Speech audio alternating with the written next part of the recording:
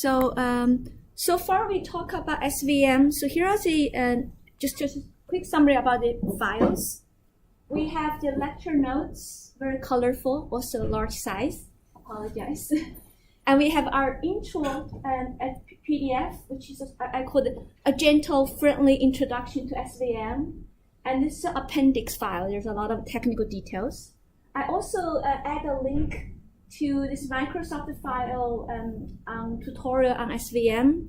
There are some learning theory details there. Feel free to skip them. Now for coding, I don't think I even attached the R code for SVM because it's just, you Google, there's a lot of tutorial online. I did attach a file called SVM in R, which is a Journal of Statistical Software article where they just give a review and compare different SVM packages. So take a look at those. I think then you should be fine. So let me get back to what we talked about last time. Let me switch to this one. So this is a slide I showed you last time. Our first lecture is about formulate the hard margin SVM, where data are separable. We play a wide avenue to separate the two groups of data points, and we formulate the margin, and then we form a optimization problem. And then we talk about extension where when data are not linear separable, then we formulate the so-called soft margin approach on Wednesday. And again, we place a wide avenue to separate the two groups, and there are some data points, and like in this picture, 2 green dots are on the wrong side of the dashed line. And so eventually our primal problem, and again, we want to estimate the slope beta, p-dimensional, and the intercept beta 0. And the loss function now is a combination of 2 terms. So we have additional tuning parameter gamma. That sort of represent the trade-off between the 2 arrows. One is the goal to maximize the margin, another is we want to minimize those purple dashed lines, the lengths, those are the arrows. So that's our primal problem, and luckily it's still a convex programming problem, although we had more parameters and more constraints. But turns out when we work out the dual problem, the form is awfully similar to the hard margin setup. So we can solve that. Again, we have KKT conditions that link the 2 sets of solution. By the 2 sets of solution, I mean for dual problem, what we obtain will be lambda i's, 1 for each data point. Most of them going to be 0. Only the points on the dashed lines and also the points on the wrong side of the dashed lines, they're going to have non-zero lambda i's. And those are the lambda i's, we can put them together. They can help us to solve the beta and beta 0 for the primal problem. Okay, and so that's so-called support vectors. So from that sense, from that representation, support vector machine is sparse because it only rely on a small set of data points, the final solution. And then at the end, I said, well, this formulation, although it was initially motivated to handle non-separable data, but we can actually formulate this for separable data too. Again, we're going to try to deal with the trade-off, how wide is the avenue, and also the arrows. So even if data are separable, we can still formulate that way. So it is possible, depending on how we choose that tuning parameter, it is possible we want to pick a wider avenue, but going to pay some price for the arrow. So today I'm going to talk about today actually 2 topics. Before I'm going to forget about the practical issues, so I'm going to first talk about the practical issues. The practical issues are 2 issues. One is the SVM is really formulated as a decision boundary problem. We just want to learn that linear function, the solid blue line. Now the problem is how we can get a probability statement about our classification. Go for binary decision to a probability. And the solution is pretty easy because we actually learn a linear function fx, beta times x plus beta 0. here I have this dot, just basically is the same as the inner product for two vectors. So the same as beta transpose times x. So this is a linear function we have learned. And so for every data point, there are how many of them? How many data points? 10. 10 data points. So for every data points are two-dimensional, I plug them into this linear function. They're going to give me some numbers, scalar. Some going to be positive, some going to be negative, right? They actually represent some kind of a distance, sign the distance to that solid blue line, right? Then we just run a logistic regression, right? Because how you can change that sign the distance, because how we do our prediction, if we use SVM, we look at the sign of fx. If you are positive, I'm going to predict you're in 1. If you're negative, you're in -1. How we get the probability, we just fit a logistic regression. Intuitively, you know, if I take your number, I plug into fx, you give me a very positive number, then I would say the chance of you're from class 1 is very, very large. If you give me a very negative number, then the chance you are going to be from the negative class is going to be very large, or equivalently meaning the chance you are from the class 1 is going to be small. If the value of fx is very close to 0, 0.0001, then I feel like, well, I'm not very confident. Although I will assign you to the class 1, but since the magnitude is so small, the probability possibly is just going to be half. So how are we going to get a probability is now you have a di, for every data point is di, which is fxi. Oh, I like the blackboard today.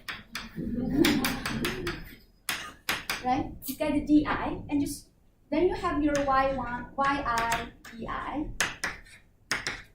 You forget about your feature xi now. You have a one-dimensional data, right? Di is binary. Sorry, yi is binary. Di going to be numerical.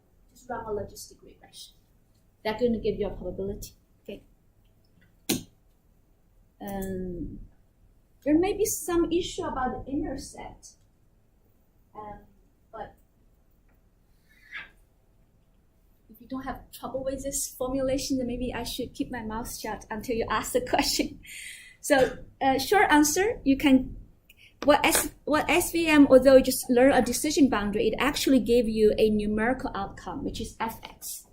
And then you can just run a logistic regression to get the probability outcome, okay?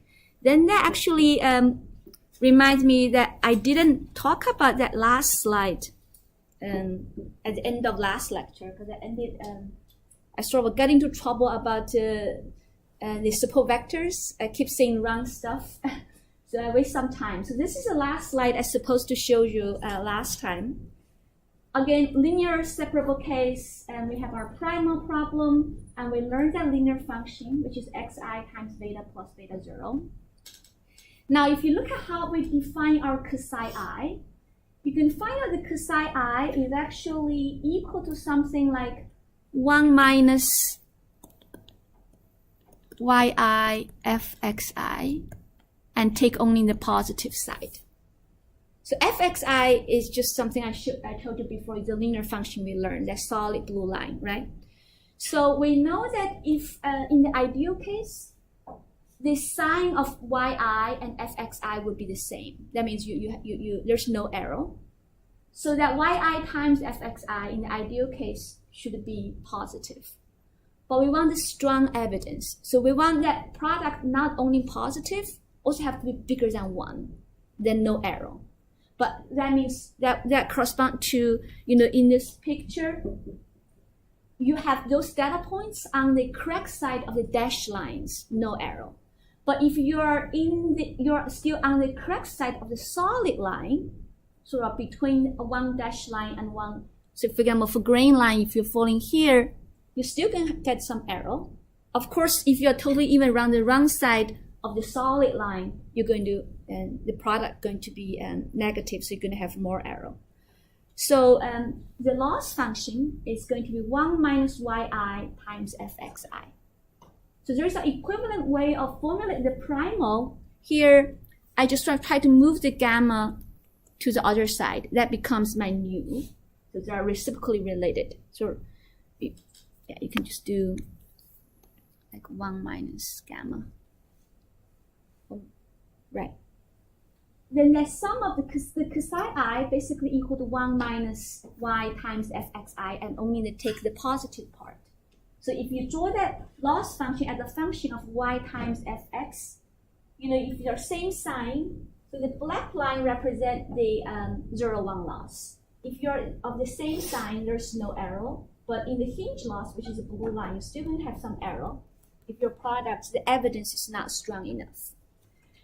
So SVM, that primal problem, can be formulated as a penalization framework where we have our loss function measured over the n data points plus a reach penalty, right? L2 norm penalty on the beta, which is a slope.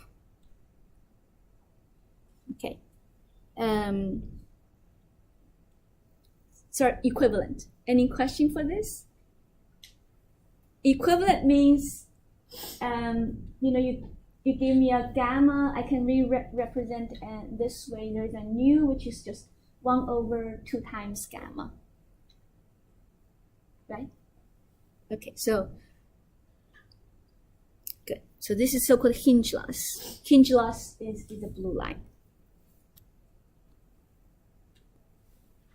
Okay, so another practical issue is how we go from binary to multi-class. Let me first refresh your memory about how we handle multi-class for the classification models we have learned, logistic regression and discriminant analysis. Actually, I never discussed them. For DA, discriminant analysis like QDA, LDA, and naive Bayes, I did show you how to do MNIST data, where we have 10 classes, right? It's just straightforward because we are learning the joint distribution. Now, if you have 10 classes, that means you have to learn 10 distributions for the features, one for each class, and you're plugging everything in, take the, when you do prediction, take the most probable class. So that's very straightforward. And for logistic regression, I didn't cover that. I mentioned that you can just look at some of the, do some rating. It's also similar because in logistic regression, we are learning y given x. And we can, now if you have 10 classes, you can just learn 10 such linear functions. And when you do prediction, take the most probable class. So it's still doable. Now for SVM, we'll formulate it as a binary classification problem. We need to find out avenue that separate the two groups. There is some, I call the vanilla extension to multi-class, from binary to multi-class, meaning for every binary classifier, if you want to apply the algorithm to multi-class classification, you can use those methods. One approach is called one versus all, or sometimes called one versus the rest. For example, for MNIST data, we have 10 classes. So you're going to train 10 SVMs. Digit 0 versus all the other, digit 1 versus all the other, and go on. Another is 1 versus 1, meaning for 10 classes, you have to train how many ways you can pick 2 a pair out of 10. So 10 times 9 divided by 2, 45. So you have to train 45 SVMs.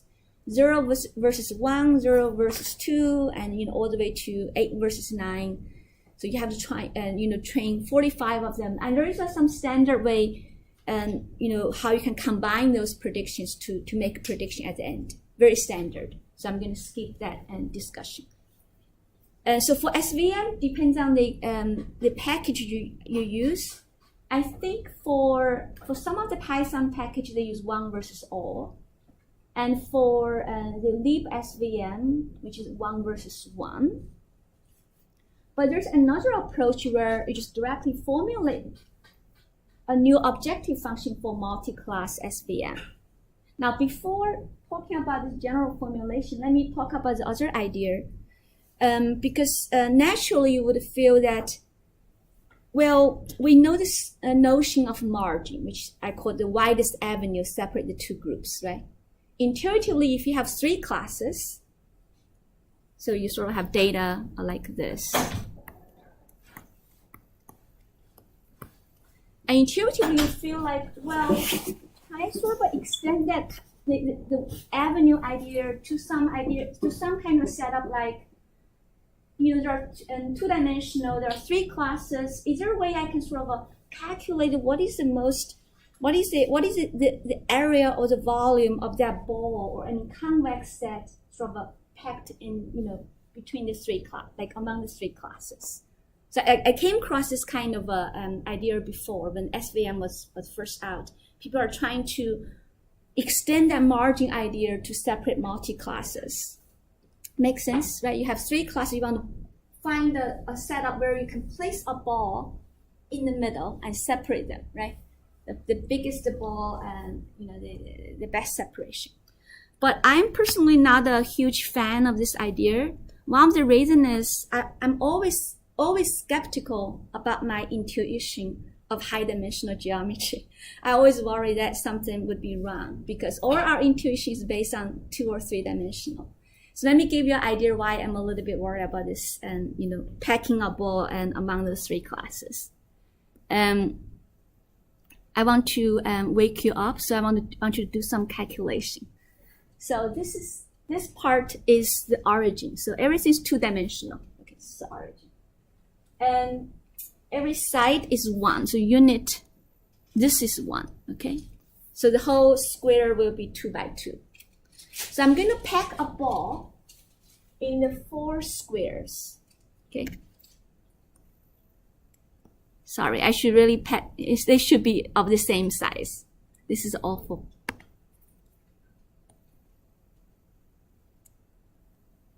And then I'm left with this kind of weird kind of shape, in the middle. Now, what is the ball, the biggest one I can pack in the middle? What is the radius? Here's the calculation. This coordinate is going to be what? Half and half, suppose this is right? Yeah, half and half, right? So we know its distance to the origin. We also know the radius of this ball. So so do some calculation. What is the radius of the ball I can pack in the middle? It must be sort of tangent here, right? Right. So what is this distance? So that radius is equal to let's see, 1 over square root of 2 minus a half, right? Yeah, okay, good. So now let's move to 3-dimension.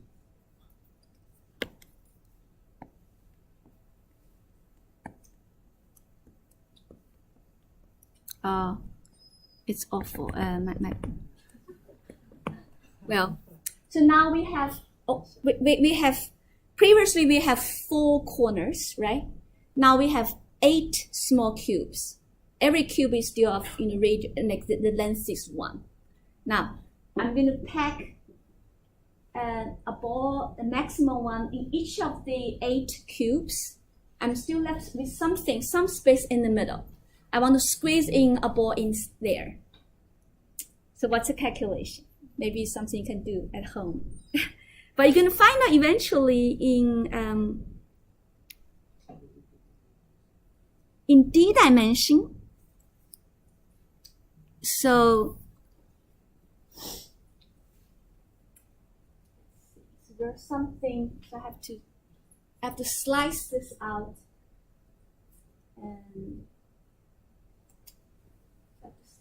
yeah. So if I slice, look at the slice here. Oops, sorry. Now it's not one side is bigger. So I think you're gonna find out. You're gonna find out that I think the half is still there.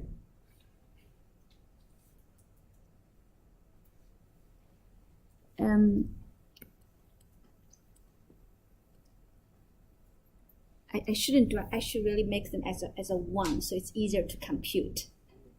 Yeah.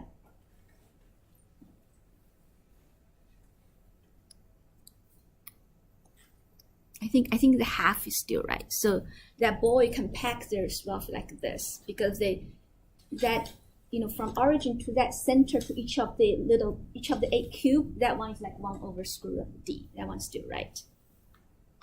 Okay. So remember, what is our cube? Our cube is, in all my calculation, all of the cube is centered in the origin. In every quadrant, it's some kind of a cube, of unit length 1, right? Right. Then you pack a ball in the middle. Now, when the dimension d is bigger than 9, let's say 10, 9. So I think I made mistake somewhere. Maybe this one is. So it should increase with that. Yes, 1 over square of d should definitely. Is that minus a half? I think it's still minus a half. It should be square root d over 2 minus 1 Oh, over 2. yeah. Okay, I see. This is what I'm saying. It's not. Yeah, right. Yeah, right. This is not. You're right. It's not. It should increase. Yeah, right. Increase. Yeah. So when your d is bigger than 9, when d is 9, I will get the difference is 1. My d is bigger than 9, this difference will be bigger than 1. So this is where if things are a little bit strange, because you have your in high dimension at every quadrant, you sort of have a kind of a unit cube. You pack a ball there, and then in the middle you place what you call it. In the middle you place a ball, but when dimensions are higher, that ball is actually go out of that unit cube. So if something is like you're packing something like this in a 2-dimensional case, the original ball I placed at every tube, the maximum one, is actually only at the corner. You place a ball and in the middle is something like this to go out of that cube. So this is not really relevant to this course, but I wanted just to make you start thinking so you won't fall into sleep. So in summary, I'm always very skeptical when people want to use some geometry in the high dimension, because a lot of our intuition and just only for lower dimensional space. Okay, so how people formulate multi-class. So the idea is just use that. They start with the primal problem. So the primal problem is just saying we wanted to minimize the sum of one term is a beta square, another is a loss. And we have how we formulate the loss. We are saying yi, which remember yi is labeled as 1 or minus 1, times that function, the linear function, should be bigger than, ideally should be bigger than 1. But if we're willing to lower that right hand side bar by subtract psi I, but you're going to pay price for that psi I. Of course, you want to keep your psi I as small as possible. So that psi I becomes part of your objective function, the price you pay. Now, if you have multiple class, so this is only for binary. So this is why when you learn 2 linear functions, you're going to find out eventually you learn just a difference. So it's only 1 linear function. When we're moving to multi-class, let's just assume we're going to learn, for example, for MNIST data, we're going to learn 10 linear functions.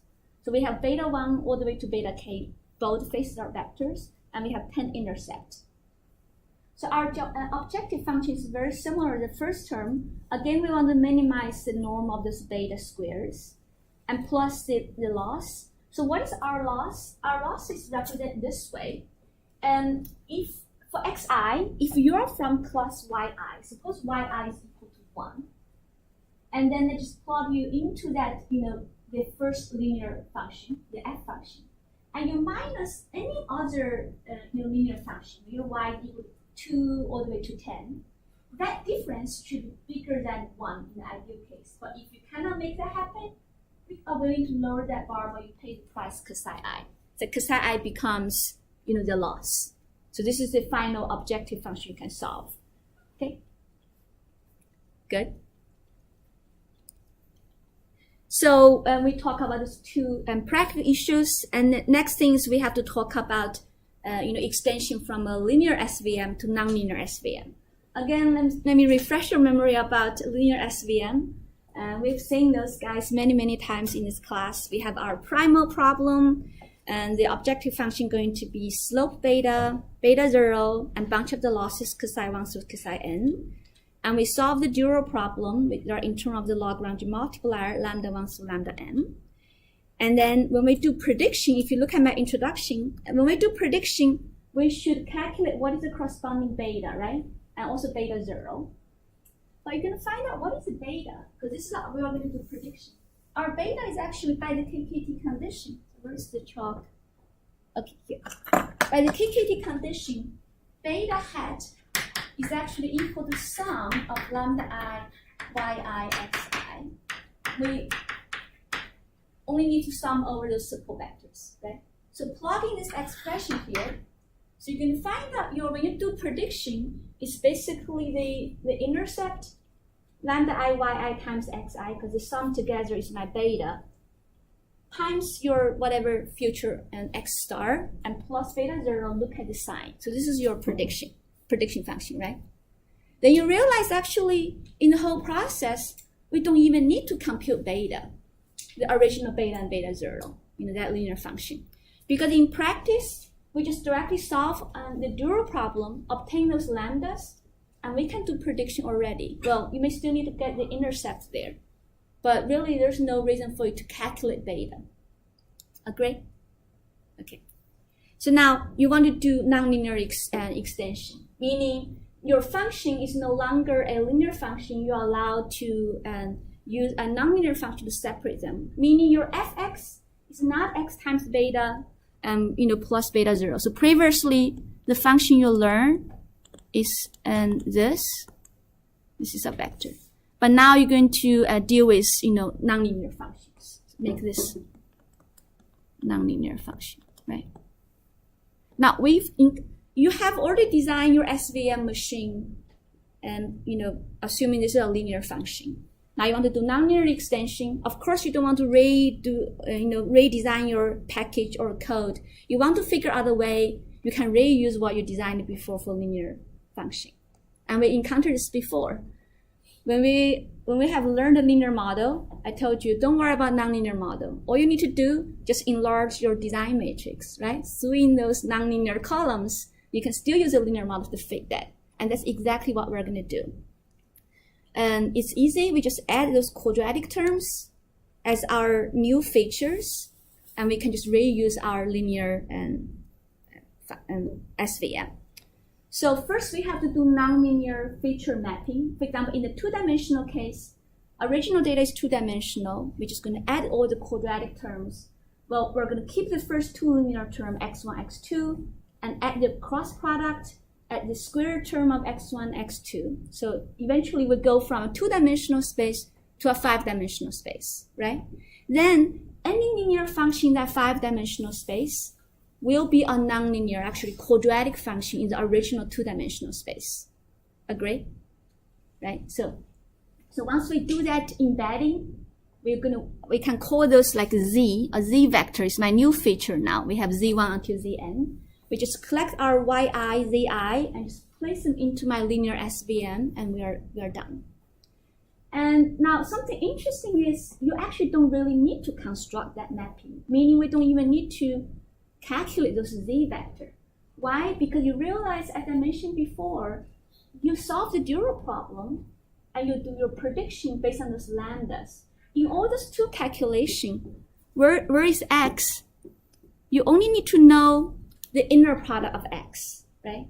So that means if you want to move your calculation to the z space, all you need to know is the inner product. Oh, sorry, I already have a z there. Let me call that u, right? So there's a mapping from x to u, okay? So if you want to operate your linear SVM in the u space, which is a new feature, five-dimensional space, you just need to know how you're going to compute the inner product of ui and uj, and also how you compute inner product of ui and any other u star. Well, at the beginning, it doesn't seem it's going to save any work because, well, how you compute the inner product, you still have to construct the U. But not really. Why? Because if you look at the U, every element of U is a deterministic function of X, right? So any inner product over one U and another U, that should be just an original function. It should be a function of the original X space, right? Meaning, let's just talk about some general case. And now I'm going to use X as a vector in the original space, and phi X is a feature embedding. So phi X is a very long vector. And actually, I purposely didn't finish the last element of phi because my phi could be an infinite long vector, okay? And then when I want to operate my SVM in that phi space, we need to compute the inner product between 2 points. Suppose original points is X and Z. Now we need to compute what is the inner product between phi X and phi Z. Again, purposely, I didn't do the dot product for phi X and phi Z. Instead, I use that left angle and right angle just to remind you my phi X and phi Z could be an infinite long vector, not necessarily finite dimensional, okay? Now, because this phi X, every element is a function of X. And this guy, every element is a function of Z. Whatever operation should be a function of X and Z, right? So let me denote that function as a function K. Make sense? So K apparently is going to be a symmetric function. It will take 2 inputs and output a number, which is the inner product between phi X and phi Z in the feature space. And then you're going to find out, well, whatever I'm doing in that feature space, you just replace all the inner product place by that K function. So your dual problem, you still solve n multipliers, Lagrange multipliers, lambda 1 to lambda n. And the expression is very similar, except at one place you have to instead of calculating the inner product between xi and xj, you have to calculate kxi, kxj. And k is given at the beginning. Xi, xj you observe, so it's a number. So the dual is still a quadratic function. Constraint is similar. And now once you learn this lambda 1 to lambda n, you just do your prediction. Just replace that inner product as a k function, and you're done. So now you can operate your SVM in a feature, in a high-dimensional nonlinear, well, I wouldn't say high-dimensional nonlinear space. I would say now you can operate your nonlinear SVM and just use whatever you designed for the linear SVM. Only thing you need to change is just the inner product. And this is known as the kernel trick. Okay, and we still have the similar notion of support vectors because some of the lambda I is going to be non-zero. And in terms of the margin, if the linear space is the same, meaning you can sort of imagine your data points in a high-dimensional space, and we put a wide avenue in that high-dimensional space. And in that high-dimensional space now, they are linear separable, although that function, that decision boundary, it is a nonlinear function in the original space. Okay. Questions so far? Okay. Of course, we have to answer this question, how we pick this kernel function K. First, let me explain some property about this function K. Remember, function K is a bivariate function, meaning you're going to take 2 inputs, and x and z, and output a number. And it's just often referred to as a kernel function. And regarding the adjective reproducing, I will explain if I get the chance. But feel free to just call that K is a kernel function. And you can sort of view that K as a similarity measure between 2 data points because K is an inner product, right, in that feature space. So if you are very close, your inner product should be small. It should be large. You are very similar. So you can think about K and is a generalization of the inner product and in the original space. And what are the popular kernel functions? We have those polynomial kernel functions. If you do quadratic kernel, so d is equal to 2, and the kernel function takes this form. So 1 plus the ordinary inner product, and you take square. Another kernel used very often is called the Gaussian kernel, and it's exponential minus sigma times the ordinary distance square. So that's the kernel you're going to often use. And this here I parameterize the way using the same as in that SVM in R document. So the sigma is not actually the variance, it's the precision. So once we know the K function, we can do our kernel trick, meaning we don't really need to visit that feature space at all. We don't even need to construct that mapping. All we need is just the K function, okay? So how are we going to choose the K function? First of all, if you already you know how to construct that feature mapping phi, and then you know how to construct the K, because the K is just the inner product in that feature mapping, right? So that's one way to get the K. Another is just to pick any K function which is symmetric and a semi-positive definite function. And it's known as the function that satisfies the so-called Mercer condition. And in short, what that K means is you can think about K as a because it represents inner product. So you can think about your K as a function that you can do sort of a singular value decomposition for a function. In the sense, for this K, you can always rewrite the K as a summation, as something like, an eigenvalue, let me do e to I, positive, and some basis function gi, x, and gi, z. So you have sort of nice, sort of singular value decomposition, but in a function space, meaning the K can be written as a summation of those, basis function product times the eigenvalue e to I. And so that's known as the Mercer condition. For example, let's look at the Gaussian kernel. For Gaussian kernel, this is a kernel you're given. How can we going to decompose that K as that summation? Well, you expand this, you expand the quadratic term in the exponential component. I'm talking about one-dimensional case. So it's x squared plus z squared minus 2 times sigma xz, right? And then for the last term, and for any exponential function, remember that can be written as infinite sum over polynomials. So we have, whatever is inside the exponential component takes the k's power divided by k factorial, okay? And then I color things in two color, meaning I'm going to break them into something, one is allocated to x, another is allocated to z. So all actually I flipped the color. So, right, so really is this should be together, and this should be together. Now, I still have some numbers, but you know how to deal with the number. Just take a square root and allocate one copy to one of them, right? So you can see that this Gaussian kernel satisfies that constraint, satisfies the Mercer condition in a way you can decompose as an infinite sum.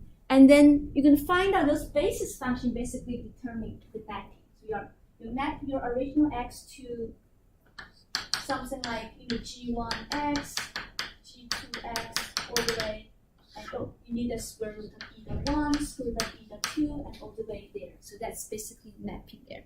So for Gaussian kernel, you're going to find out the underlying the dimension of the underlying space is actually infinite dimensional, right? Any questions so far? So, okay, the last statement. I know you're so bored with the math. You probably never heard about Mercer condition before. So the last comment, I'll explain why. How you choose K? Just use whatever symmetric function you like, as long as they capture the similarity of x and y, the two objects, samples. This is very similar to the discussion we had for K and N when we were talking about the choice for distance measure. We talk about, for distance measure, mathematically, you want the distance measure to be always bigger or equal to 0. and equal to 0 only if they are the same, and also you want some triangular inequality are satisfied. Then I switch to something talk about, well, what if my x and y are tags, some strings? We're going to define some other distance function. Or my x and y could be 2 images from Flickr, and I would just measure their similarity by how many comments are similar, the tags are similar. So there are many ways you can describe the similarity between 2 objects or 2 samples, and you can use them as your kernel function. Now, of course, I have to explain why that makes sense, okay? And I have I'm gonna use the remaining 5 minutes, okay? So I could run over time. Again, this is a very mathematical slide. The left side you've seen many times. I parameterize, this is for the linear function. So we have primal and dual, and we have the prediction, right? But for the primal, we also talk about how can you reformulate the primal as a loss plus penalty framework. Remember, we said, well, you can think about you are estimating a linear function beta, and you can rewrite that primal problem as a loss plus penalty. And the penalty is the range penalty over the slope beta. Okay? Then the question is, we know the primal and the dual is somehow equivalent, and I even told you that in practice, you don't even need to worry about the primal. We don't care about beta. All we compute is lambda. So can we form some kind of a loss plus penalty for that dual formulation in terms of lambdas? Okay. So you're going to find out that if you remember using the KKT condition, what we learned is that the slope beta is basically a linear combination of x's, right? And you plug your beta in, and you re-represent it. Now, here I start using the function k now. You can think about in this linear case, my function k of 2 vectors, basically inner product.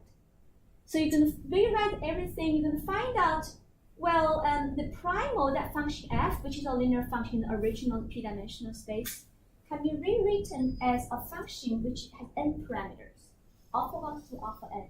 Those alphas are lambda I times yi. Yes, you know yi, but you still don't know lambda I. So those are my coefficients. Okay? And what is our penalty over beta? Well, because beta takes this form, the penalty over beta is just a quadratic penalty over alpha. But I'm now using identity. I use a K matrix in the middle.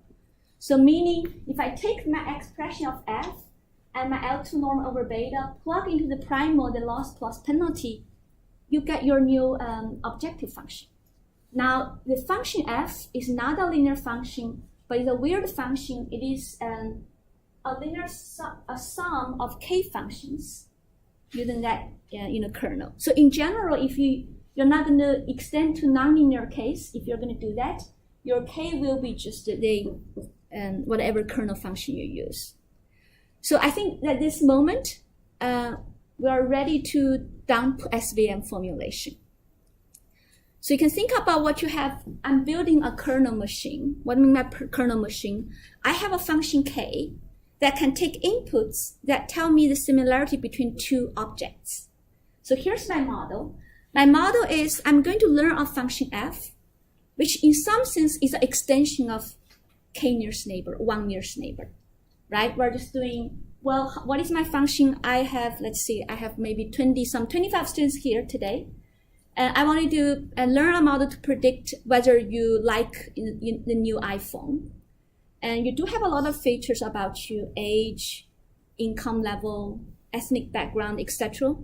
But I don't want to use those as our feature. I don't want to use the X. Instead, I'm going to define some similarity measure among any 2 students. So I have 25 people here. I'm going to build a model with 25 coefficients. Each of you are going to regard it as a representative sample, right? So how we learn, you become a new feature. Everybody get in. I want to measure how they are similar to you. I can do that measurements over 25 people. They are my new features now, okay? Great. So k is given, function is given, xi through xn are given because I collect all we need to do are learning those coefficients, alpha 1 through alpha n, and also an intercept. And if you rewrite the whole thing, it's just a matrix form. Now the K, which is an n by n matrix, just becomes our design matrix. I don't care whether it's semi-positive definite or not, right? So this is our K function. And we do our, L2 penalty over alpha. So in this case, you're going to find out once we have that similarity function, we don't care about the Mercer condition anymore. We are just building our model like this, given, and you just estimate those coefficients and use range penalty.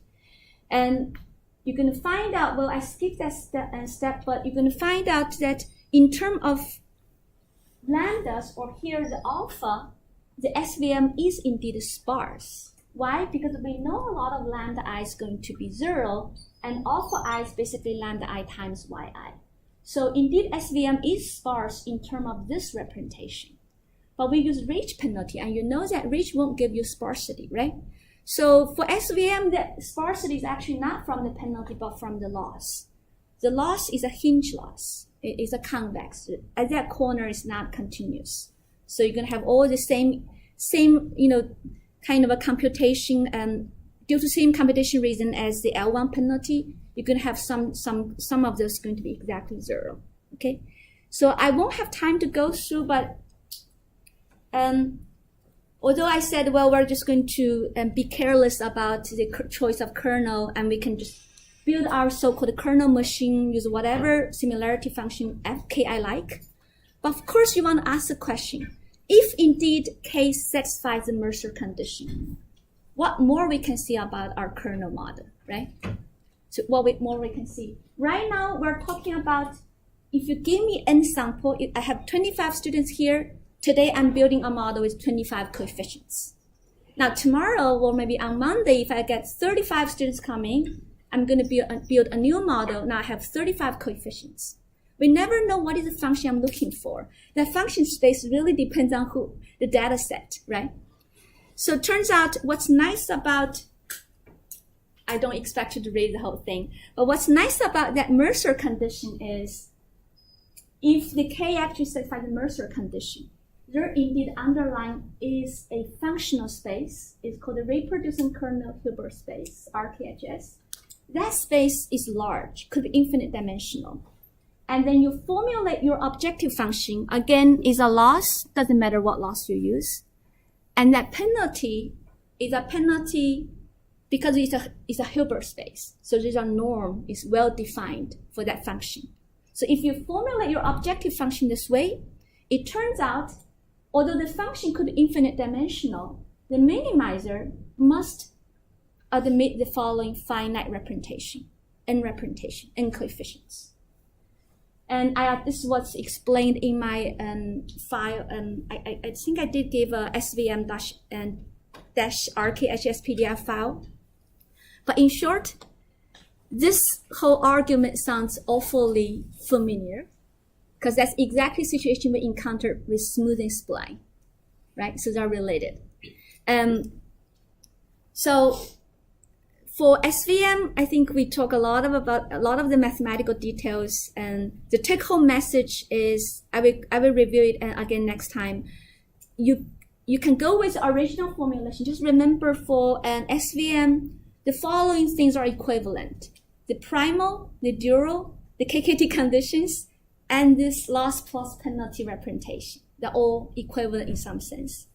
Now, although everything formulated in the original space as using function f as linear, then you realize all the calculation only depends on the inner product. So you can operate your linear SVM in a higher dimensional space, and your function f becomes a nonlinear function, but all you care is an inner product. So that's why we have that K matrix.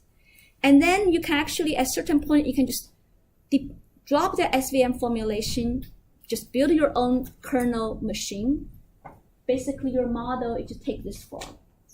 And in this framework, you can just think about your kernel machine or SVM as an extension of one nearest neighbor. One nearest neighbor, and so your K function you can think about is a bump close to x1, but just sort of decrease if you use Gaussian kernel. So you are doing some extension of a one nearest neighbor. Instead of just looking at the neighborhood size to do prediction, you are going to learn those coefficients adaptively based on your data. Okay.